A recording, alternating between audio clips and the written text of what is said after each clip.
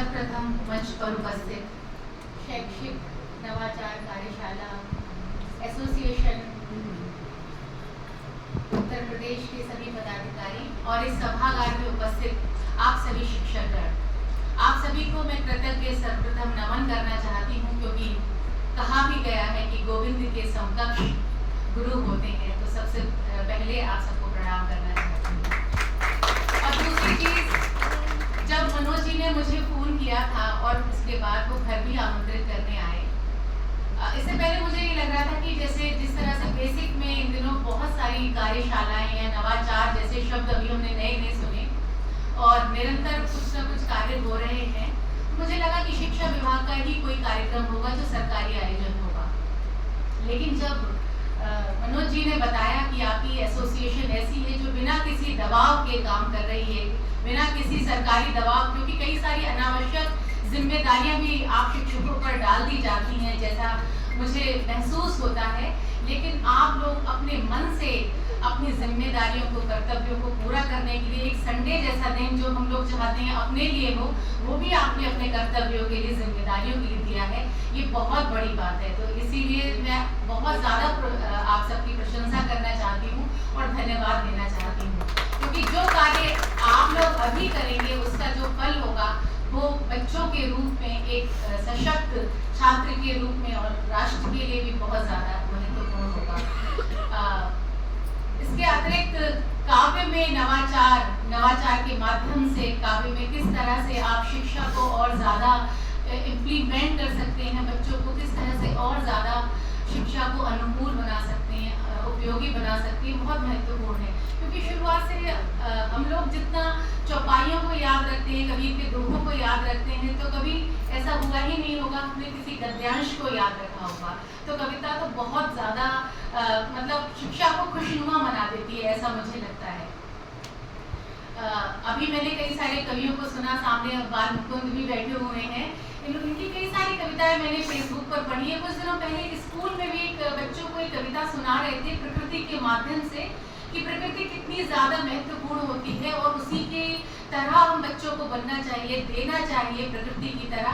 तो इतनी बढ़िया वो कविता थी, वो मैंने सेव कर ली, दोबारा नहीं सुनी, लेकिन मेरा मन था कि मैं दोबारा सुनूं। और जितने भी शिक्षकों को अभी मैंने सुना कि कभी साइंस के जो भी पार्ट थे वो कविता में किस तरह से उन्होंने गढ़े हैं, वो कितनी सुंदर सुंदर चीज़ें थी। तो बहुत ज़्यादा आप लोगों को कहने की आवश्यकता नहीं है। एक कवित्री के तौर पर अगर मैं यहाँ पर हूँ तो मुझे लगता है कि कविता का जो अंकुरण हुआ उसने मुझे बहुत ज़्यादा समावेशी बनाया, सद्भावी बनाया, दृष्टि को विकसित किया। तो अगर हम कवि भी हो जाते हैं, क्योंकि ये सिखाई नहीं जाती, कविता सिखाई नहीं जाती, बहुत सारी कलाएं हम सीख सकते हैं, चित्रकला को सीख सकते हैं, इसका व्याकरण सीख कर हम इसको शिल्प को तो और मजबूत कर सकते हैं, लेकिन कभी हम बन नहीं सकते। अगर आप ऐसे बीजारोपण छात्रों में भी कर सकते हैं अपनी कविताओं के माध्यम से, तो मुझे लगता है कि एक अच्छा राष्ट्र और ज़्यादा बन सकता है, क्योंकि कविता अच्छा इंसान भी बनाती है। हम भावुक होते हैं, संवेदनशील होते हैं, जो कवि होता है वो संवेदनशील होता है, और जो आज का जो ये माहौल है उसमें ऐसी संवेदनशीलता, ऐसा समावेशी स्वभाव अगर होता है तो बहुत महत्वपूर्ण बात है। तो आप सबके लिए बहुत बहुत धन्यवाद और बहुत बधाई कि आप लोग पात्र हैं। मुझे अपने पिता की 4 पंक्तियां याद आती हैं जो मैं आपको समर्पित करना चाहती हूँ कि अनखिले फूल जो खिलाता है, गंध सच्ची उन्हें दिलाता है। मैं नहीं कबीर कहते गोविंद से मिलाता है, गुरु ही गोविंद से मिलाता है। और पिताजी की जहाँ बात हुई तो मुझे याद आता है वो एक हिंदी के प्रोफेसर थे। तो अपने जब भी कोई लेक्चर देते थे या किसी विषय पर कुछ पढ़ाते थे तो उनकी आदत थी कि अपने पाठ के साथ वो कई सारी कविताओं को उद्धृत करते थे, मुक्तक, शेर कहते थे। उनके जो स्टूडेंट थे वो अपनी डायरी में उसको नोट कर दिया करते थे, और उनकी क्लास कोई भी मिस नहीं करना चाहता था, पूरी क्लास उनकी फुल रहती थी। और उनके जाने के बाद भी मुझे बहुत सारे उनके स्टूडेंट्स मिलते हैं और वो कहते हैं कि जो भी वो पढ़ाते थे वो काव्यात्मक अंदाज में जब पढ़ाते थे तो वो इतनी अच्छी तरह हम जज्ब कर लेते थे कि आज भी हमें एक एक बात, एक एक पाठ की वो बात याद है। तो बहुत मजबूत हो जाती हैं हमारी जड़ें अगर हम एक इंटरेस्टिंग वे में अगर पढ़ाई कराते हैं। तो नवाचार का यही अर्थ होता है कि जो बहुत स्थापित पठन पाठन की शैली है उसमें नवीनीकरण करें। किस तरह से करें आप लोग बहुत भली भांति जानते हैं, मुझे बहुत ज़्यादा कहने की आवश्यकता नहीं।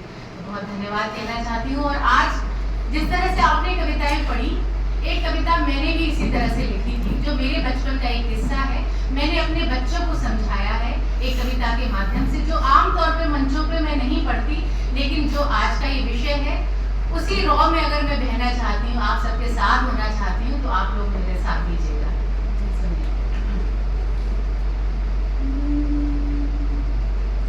कि अक्सर ही मैं दोहराती हूँ एक जरूरी बात, पापा बचपन में पापा ने बोए जो मुझ में जज्बात। ये मेरे बचपन का किस्सा है जो मैंने अपने बच्चों को कविता के माध्यम से सिखाया था। कि अक्सर ही मैं दोहराती हूँ एक जरूरी बात, बचपन में पापा ने बोए जो मुझ में जज्बात। कक्षा 5 में पढ़ने वाली तब थी मैं एक गुड़िया, पापा मुझको कहते थे जादू वाली एक गुड़िया। एक बार ये गुड़िया बोली पापा से ये जाकर, पापा सुंदर सा एक चित्र मुझे दे दो बनवा कर। मुझको अपने विद्यालय में प्रथम जगह है पाना, मैं कितनी होशियार हूँ बच्ची सबको है बतलाना। पापा ने कुछ रंग और कागज मुझसे मंगवाए, रबर पेंसिल पैमाना भी संग उसके रखवाए। थोड़ी देर में पापा ने एक सादा चित्र बनाया, मैंने जब देखा तो मुझको तनिक नहीं वो भाया। पर पापा सब ठीक करेंगे मन में थी ये आस, थी उदास पर तोड़ नहीं पाई उन पर विश्वास। चित्र में मैंने जब देखी थी मोमबत्तियां तीन, ये कैसा है चित्र भला इस सोच में मैं थी लीन। पहली पर पापा ने लिखा सबसे पहले देश, देशभक्त का दे डाला मुझको झट से संदेश। दूजी पर माँ लिख कर मुझको ममता मूल्य बताया, माँ का प्यार श्रेष्ठ है जग में हौले से समझाया। और तीसरी पर जब लिखा बाकी सब संसार, मैं पापा से लिपट गई और खूब किया था प्यार। पापा ने कितनी सुंदर ये बात मुझे सिखलाई, मैंने विद्यालय में सबसे खूब प्रशंसा पाई। यही जरूरी बात आज मैं सबको बतलाती हूँ, सबसे पहले देश प्रेम है सबको जतलाती हूँ। फिर मैंने अपनी माँ को सबसे ऊपर जाना है, खुद को यदि पंछी माना तो उसको पर माना है। उसके बाद मिला जो कुछ भी उसे सहज स्वीकारा, पापा की शिक्षा को पूरे मन से यूं सत्कारा। सुंदर सफल सुदृढ़ जीवन जीने का है आधार, जादू की गुड़िया के पापा की शिक्षा का सार। तो फिर से मैं दोहराती हूँ यही जरूरी बात, आओ बोएं अपने भीतर ये प्यारे जज्बात।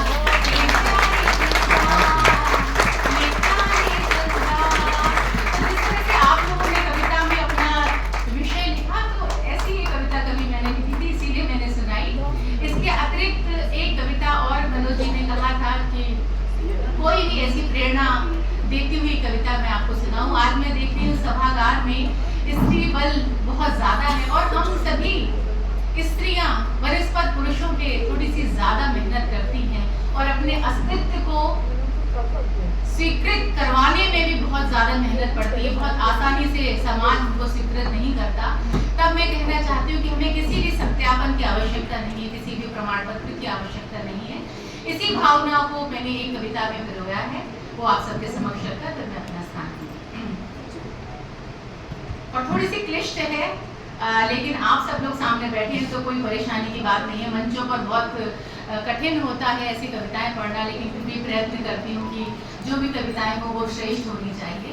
उससे पहले एक मुक्तक और आप लोगों को देती हूँ कि जिस तरह से आप लोग अपनी महाराजगंज, श्रावस्ती जैसे इतनी दूर दूर से आप लोग आए हैं, तो यकीनन आप अपने कर्तव्यों में इस तरह से इन्वॉल्व हैं, लीन हैं, तो ये मुक्तक आपके लिए सुनिएगा कि दर्द का आकलन नहीं होता, इसमें कोई चयन नहीं होता, प्यार में डूबना ही पड़ता है, प्यार में आचमन नहीं होता, प्यार में आचमन नहीं होता।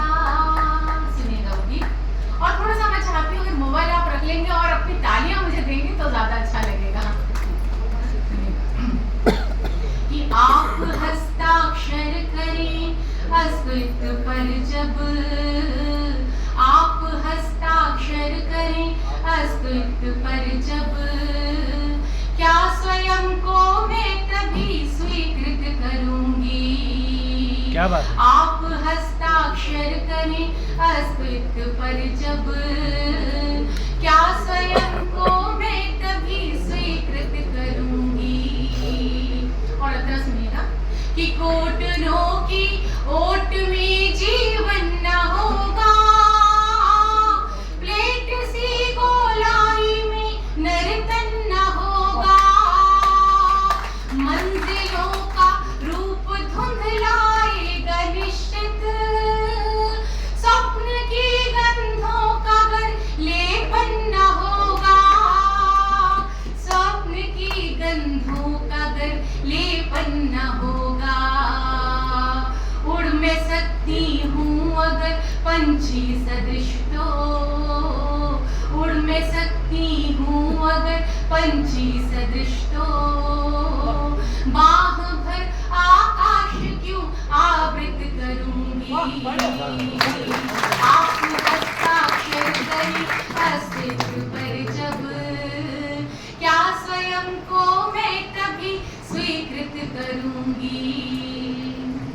और सुनेगा कि जो अपरिचित था उसे मैं जान पाई।